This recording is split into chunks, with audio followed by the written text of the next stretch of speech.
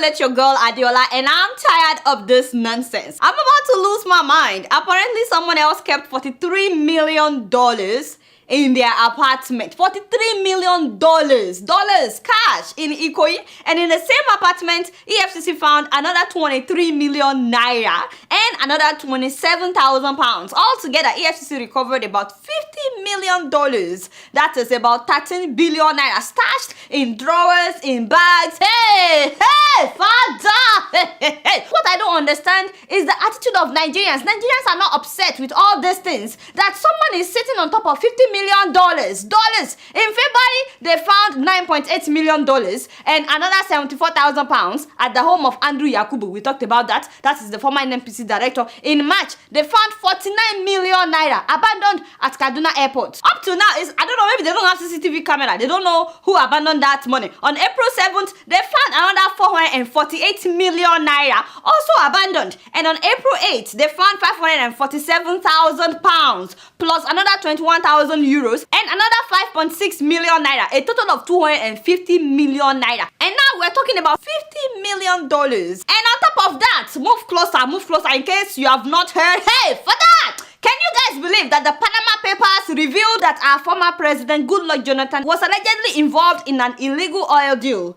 with Shell? Shell and the Italian oil company Eni acquired the field in 2011, paying $1.3 billion to the Nigerian government. According to documents filed by Italian prosecutors, nearly half was forwarded to the then president, Goodluck Jonathan. The unique thing with the Malibu scandal is the fact that it's touching a former head of state. Prosecutors in Italy, home country of Eni, say they have evidence linking him to the money. The emails reveal Shell execs talking about politicians on the take and an attempt to deliver significant revenue to GLJ.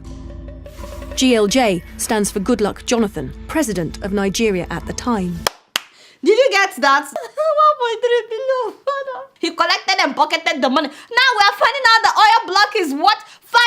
$500 billion. Only ya me asake. Only ya me asake. Osimba things in Nigeria. Fanta. You know, a lot of us are waiting for judgment today. Father, don't be late, yo. Can I remind you what this money could do? I mean, I've done that several times on this show. I tried to open your eyes. My people make you not shine your eye well. These people are robbing you of your future. All this money we are talking about will turn our general hospitals in Nigeria. All the general hospitals that will be spending when you get inside the hospital, it will turn them to hospitals that look like this. Benny, how would you like to have this kind of hospital in your town, in your village, in your city? How would you like to be treated here? You know, the next time you have malaria or typhoid, or the next time you have headache, how would you like to be treated here? And for all the people that have to take their loved ones to India or America for treatment, wouldn't it be nice if this kind of ambulance should come to your door to pick up your loved ones? You know, the people suffering with all kinds of kidney problems, people that have heart issues, all kinds of stuff. Imagine a hospital where you don't have to run around to buy drugs or drips. The doctors are not telling you go and buy this, go and buy that. Everything is already there. In fact, they would even feed your loved ones. I'm talking about good food, breakfast, lunch and dinner. That is what is happening outside Nigeria. And I'm saying that you too can have that kind of hospital in your village, in your city. You are not supposed to put up with this kind of hospitals that we have. It's not as if Nigerians have offended God more than anybody else in this world. God is not wicked. Your God is not wicked. It is our politicians and our officials that are wicked. God did not mean for us to be going to these kinds of hospitals. Not at all. He didn't mean for your loved ones to die because of inadequate treatment. All of you that have lost loved ones have lost a lot of loved ones because of the poor healthcare system in Nigeria. And also, Nigerian students, you need to understand that the money that these people have stolen can transform your life as students. Your rooms, your hostel rooms should not look like this. No. You are not supposed to live in a place like this. You shouldn't even have to cook inside your room. I mean, it doesn't make sense. It can cause fire. Anything can happen. It's very, very hazardous. In fact, you should have cafeterias where you can eat breakfast, lunch, and dinner. You shouldn't have to cook when you are doing your examinations. And if you really want to cook, you should have kitchens in the hostel where you can go to cook. And I'm not talking talking about going to a private school. I'm talking about the government-owned schools should look like this. You shouldn't have to enjoy these things only if you are from a rich family. I'm saying a regular person that got admitted into the higher institution should be enjoying things like this. And your rooms are not supposed to be crowded. You know, you will always have the actual roommate, maybe 4 people. And then on top of that, each one of them will have a squatter. That is about 8 people already. 2 grown guys, they are sharing just 1 bed inside Nigerian hostels. 2 big girls, you know, sharing 1 bed. And then you have maybe 2 floaters that will be sleeping on the floor. Should that be my dear students, my dear Nigerian students, with all the money that these people are stealing, you should not have to put up with that. That is not how it is done elsewhere outside Nigeria. You can have rooms that would look like this. Benny, in fact, when you get to your final year or your second to the final year, you should have your own room, everything to yourself. With all the money that these people have stolen, this is how your libraries are supposed to look like. You should have libraries that look like this with enough computers. This money that these people have stolen would be able to give you 24 hours of electricity on your campus. 24 hours every single day, and you would all have wireless internet all over your campus. Instead of those things we call airports right now in Nigeria, with all the money that those people have stolen, our airports should not be looking like this. I'm saying that Nigerians need to wake up. You are not supposed to be sweating inside your airport. It is not done anywhere else. Nigerians can have airports that would look like this, with working escalators, working elevators. In fact, all our airports can look like this. Every single one of them. You should have very fast wireless internet all over the airport. Right now, we don't have our own airline. Abi no be so. We, in fact, Arik. What do you mean, Arik? Can you shut up for 1 minute? You don't get me started. We should have Nigerian airline. Right now, we don't have. But with all the money that these people have stolen, we can have the best airline in the world. All these people, they are robbing us. And they are robbing us of our future and of our children's future. They are robbing you of your destinies. And some people don't even know it. Our roads should not look like this. This is only because some people sit on the money that is meant to fix our roads. Imagine if all our roads look like this in Nigeria. I mean, you won't have to be fixing your car every day because of the potholes. You know those things. They can wear out your car very easily. You can actually plan your day and say, I'll get there by 4:15 because you know that the roads will be good. I'm saying that people need to realize that all the money that these people have stolen, including the ones that people are still stealing as I'm talking, because they are still stealing money even as I'm talking. That is why our hospitals are like this instead of them looking like this. That is why our tertiary institutions are looking like this instead of them to look like this. That is why our roads are looking like this instead of them to look like this. Are you not tired, Nigerians? Are you not tired of letting these politicians ruin our lives? I'm really upset. And by the way, all these things that we are saying, who is monitoring all these monies that are being recovered? I know that EFCC said that they are keeping them as evidence. Who is monitoring EFCC? No, for real, who is policing EFCC? What happens after EFCC leaves with all those bags of money? I would like to know. I'm not saying I don't trust EFCC, but actually I don't. No offense. It's just that by now you would think there will be a website that will be tracking all this money. Shebi, it is our money. Nigerian people, we should be able to follow the money. Benny, how do we know that this money will not be restolen after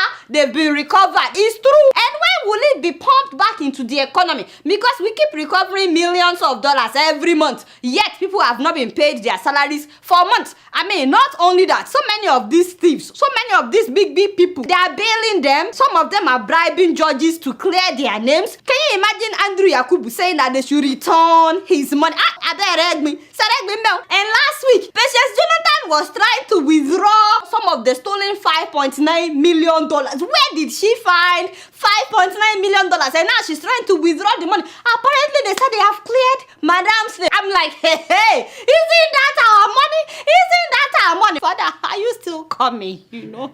Are you still coming? Because right now, I'm starting to get weary, you know? Shebi, you said hope deferred, weary is the heart. I'm very weary right now. Because all the thieves are getting away with our money. Benny!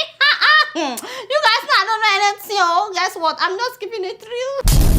Moving on to South Africa. South Africans want their president Jacob Zuma to step down, and they are not hiding it. Tens of thousands of them came out last week in an anti-Zuma protest, demanding that the man must step down.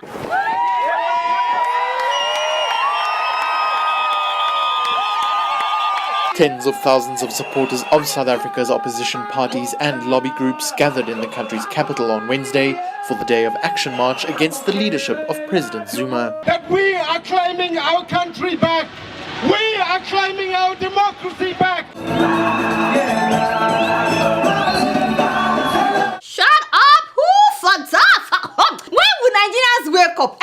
When will Nigerians wake up? First of all, Zuma recently fired the finance minister. He reshuffled his cabinet. And he fired the finance minister. That is Pravin Gordhan. And a lot of people were upset. People were so mad. They said that firing this minister has already started affecting the economy of South Africa. People believe that Zuma wants someone at the finance ministry, someone that he can control in order for him to have unrestrained access to the Treasury. Remember how he spent like $22 million on renovating his house?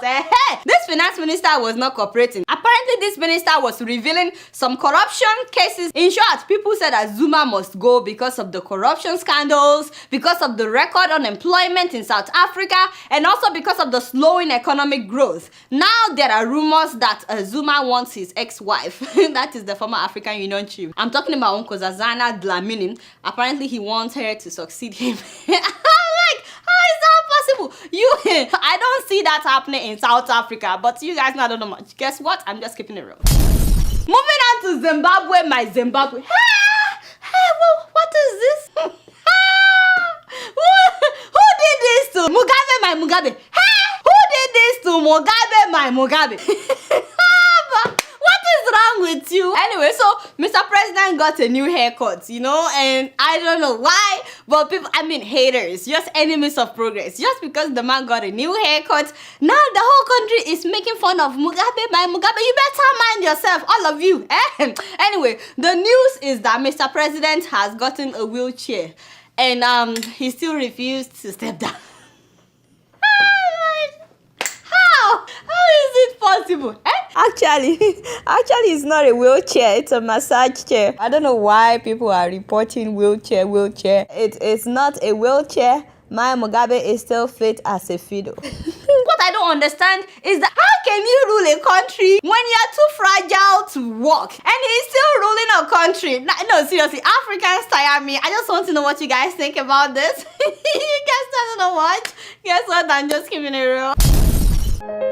Growing up in Kenya, my sister and I were very close. But like any sisters, we fought a lot. She always got new clothes, and I always got hand-me-downs. Now she's putting her children through school in Kenya. We still fight sometimes, especially when I send money for the kids. I tell her, buy some clothes for the younger one, and we both laugh. With nearly 500,000 locations, our app and online, this is moving money for better. So I hope you guys enjoyed your Easter celebration. Alright y'all, it's been real and I'm keeping it real right up in here. Don't forget to follow me on Facebook, Twitter, and Instagram. Until next week, I'm gonna see y'all later. Peace out.